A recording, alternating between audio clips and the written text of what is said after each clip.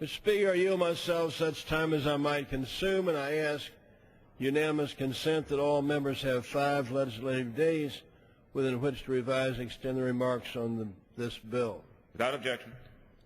Mr. Speaker, today is the beginning of the end of a long journey, a journey that started with the submission of the President's budget on February the 1st. The law requires the President to send us a budget, and he did his duty. But our obligation in considering the budget goes deeper. The Founding Fathers entrusted Congress with the care of the armed forces. The Constitution, Article 1, Section 8, requires that we, here in Congress, raise and support armies, provide and maintain a Navy, and make rules for the government and regulation of the land and naval forces. This is our duty. Most, like me, have spent their time with troops overseas. Their dedication, their courage, their devotion never cease to amaze me. Their service and sacrifice is matched only by that of their families who bear the same burden. Their sacrifice is at times almost unbearable, yet they do it, not for us, but for the American people. However, we bear the awesome burden of repaying their sacrifice.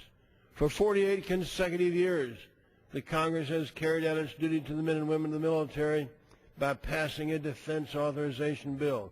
It's a job that has never been easy. There have been many years where we have almost failed. In my 34 years here in Congress, through 12 military conflicts, including the most divisive wars in American history, Congress has wavered but never failed.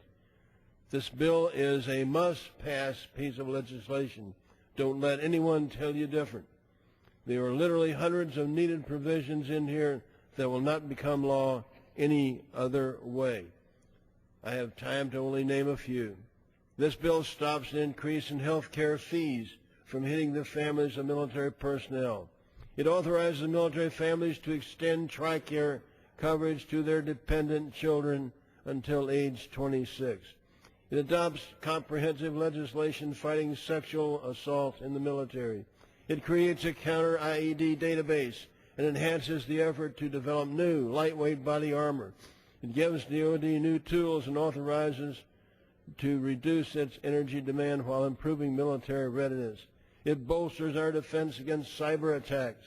It requires independent assessment of the National Nuclear Security Administration Modernization Plan and of the annual budget request for sustaining a strong deterrent. It aligns the Navy's long-term shipbuilding plan with the QDR. It includes significant acquisition reform and improved Acquisition Act of 2010, which could save as much as $135 billion over the next 5 years. It provides for critical funding for our war fighters. It allows for 1.4 pay raise for our troops. It provides for funding for training, equipment, and sustain the Afghan security forces. It provides essential funding to keep weapons of mass destruction out of the hands of terrorists. It creates additional positions for mental health care providers to treat our warriors who come home in need. It extends a number of special pay and bonuses for our brave war fighters. Now, some members are claiming falsely that the language in the bill in Guantanamo detainees is not strong enough. Let me tell you what the bill actually does. It prohibits the transfer or release of detainees into the United States or its territories. It prohibits the use of the DoD funding to build or modify any DoD facility in our country for the detention of any Guantanamo Bay detainee.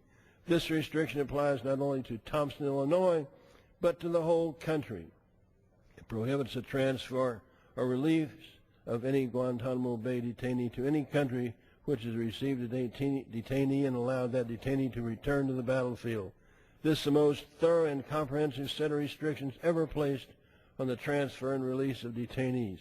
It is substantially stronger than current law, and voting against this bill will have the effect of making it easier to bring detainees into the United States, easier to transfer them to other countries that have failed to hold them in the past. We all know that this year's journey toward passage has been rancorous and difficult, like few others. No one's happy with everything that's been done in the bill. That's just the nature of Congress. In finding common ground, We have to give a little bit. We cannot give when it comes to supporting the men and women in the armed forces. We stand today on the dividing line between success and failure. We do not fail now. Let's finish the journey. Vote for the National Defense Authorization Act. I reserve the balance of my time. Gentleman from Missouri reserves the balance of his time. Gentleman from California.